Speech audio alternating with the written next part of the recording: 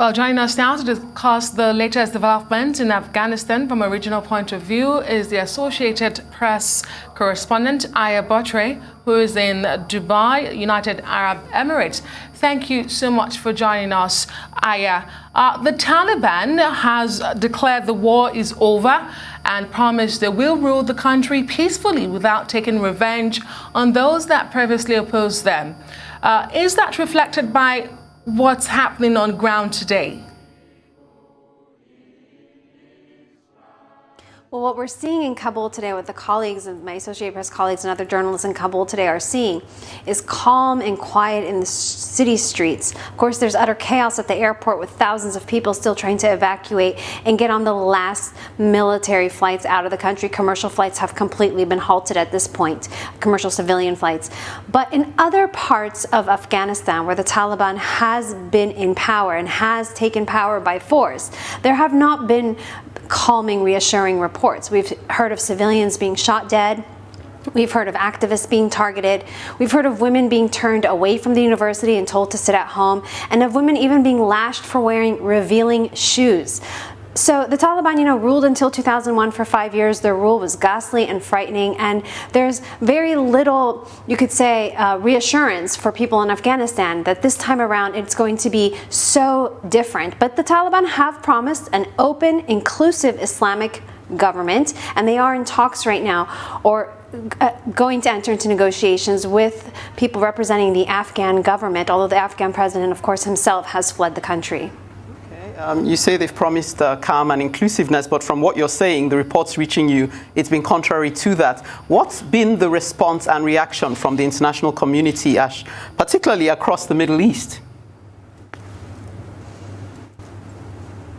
Right. Well, across the world, I think there's utter shock at the scenes of chaos in Kabul. This not only impacts Afghans, which of course is the primary, concern, but it also impacts the foreigners and the diplomats that were there. You're seeing a mad rush and evacuation efforts for U.S. personnel.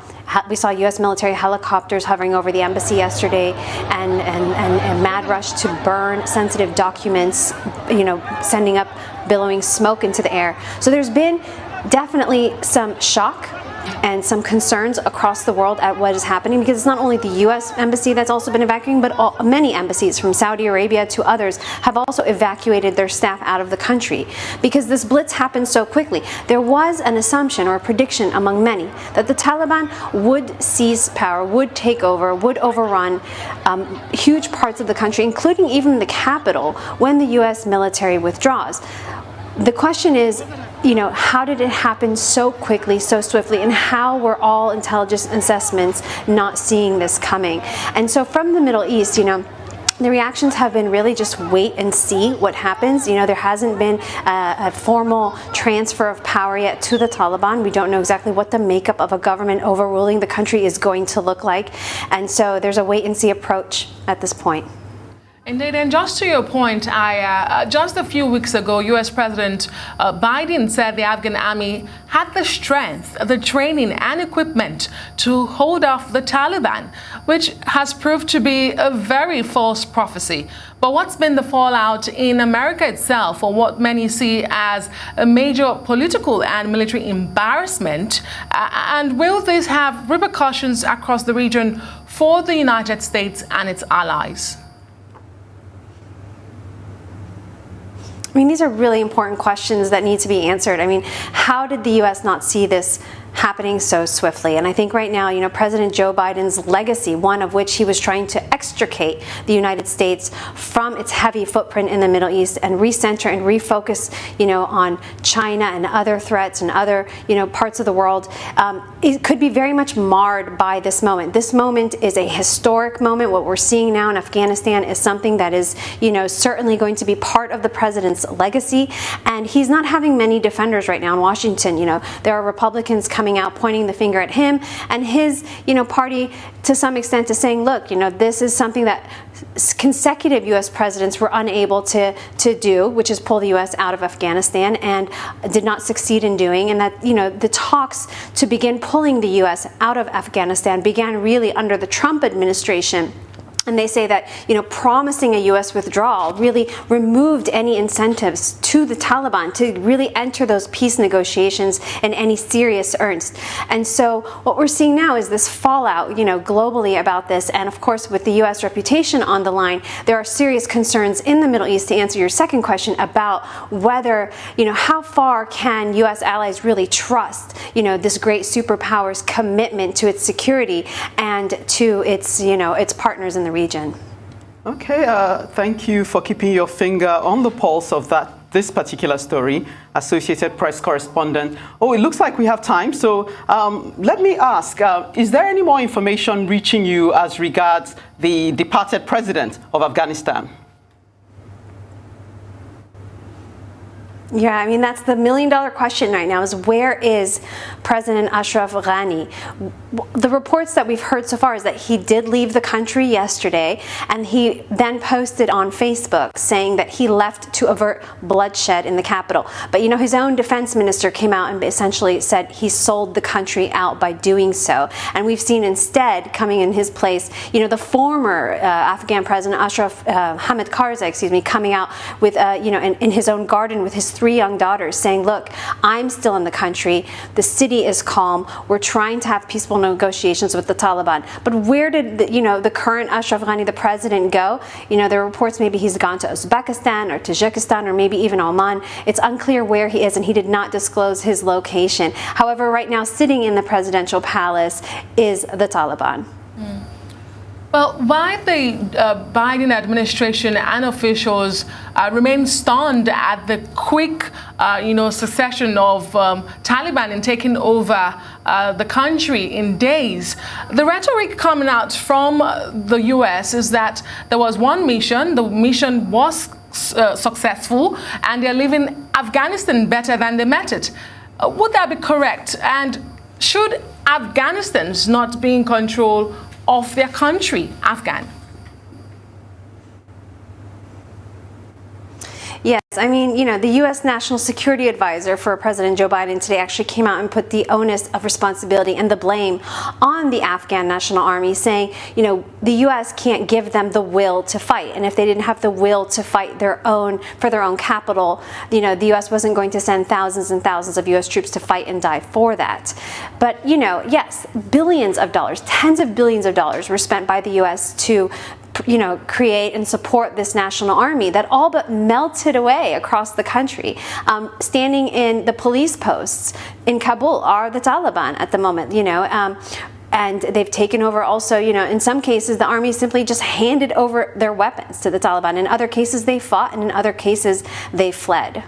Okay, following on from that, Aya, what about the view that the reason it was like a domino effect and they fell like a pack of cards was because the local rulers were happy to negotiate with the Taliban and cut their losses?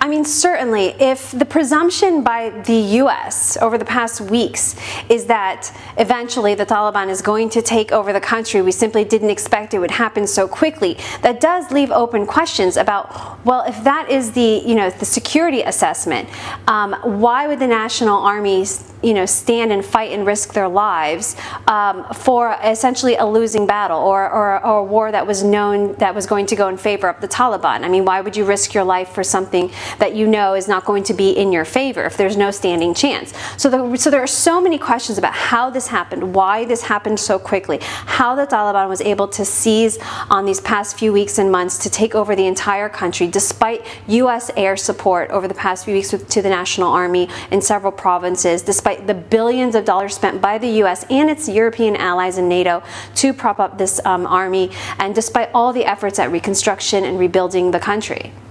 And do you think Afghanistan can ever be at peace with itself? And what are we likely to hear from the United Nations Security Council meeting today? I've been seeing, Afghans speaking about the future of their country. I spoke yesterday on the phone with a young Afghan university female student who is just she had one word for how she feels right now. She feels betrayed by the United States and betrayed by the international community that she feels is literally not just turning its back on Afghanistan, but fleeing and evacuating and running the other direction. We're literally seeing that happening at the airport with the evacuation of foreigners and diplomats. And so there's a real sense that the peace talks that the U.S. was supporting that were happening in Qatar between the Afghan government and the Taliban over the past several weeks and months may have been a cover actually for a U.S. withdrawal and had no seriousness to them. And that's really the feeling that an entire generation of young Afghans who may even have been born after 2001, they may not remember rule under the Taliban, feel right now. They feel that dismayed. And that's not to mention, of course, all those who worked with the U.S. government and U.S. contractors whose lives now are at potential risk. And so, from the United Nations, I don't think that the people of Afghanistan can expect much from, more statements and more words. I think what, they want to see is real support and real action, because at the end of the day, what happens in New York may have very little impact on those in Afghanistan who are being ruled at the end of the day by those carrying the guns.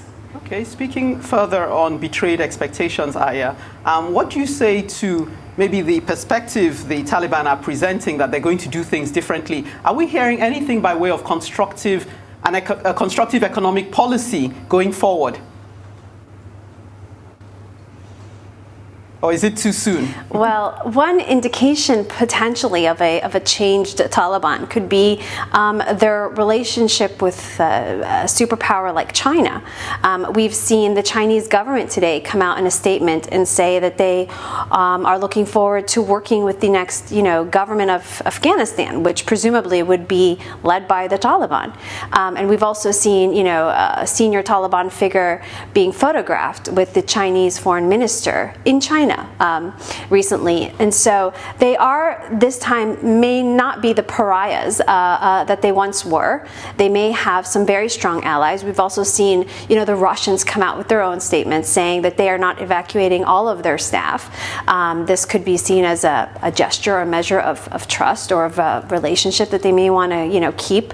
And so there's a lot of countries that have a lot at stake here, and they could come in and really fill the vacuum that the U.S. leaves behind as far as influence and power. And don't forget, Afghanistan borders many important countries, including Pakistan and others. And so, what happens there will impact all those countries as well. Aya, thank you for the development on the fluid situation coming out from Afghanistan. Associated Press correspondent Aya, thank you so much.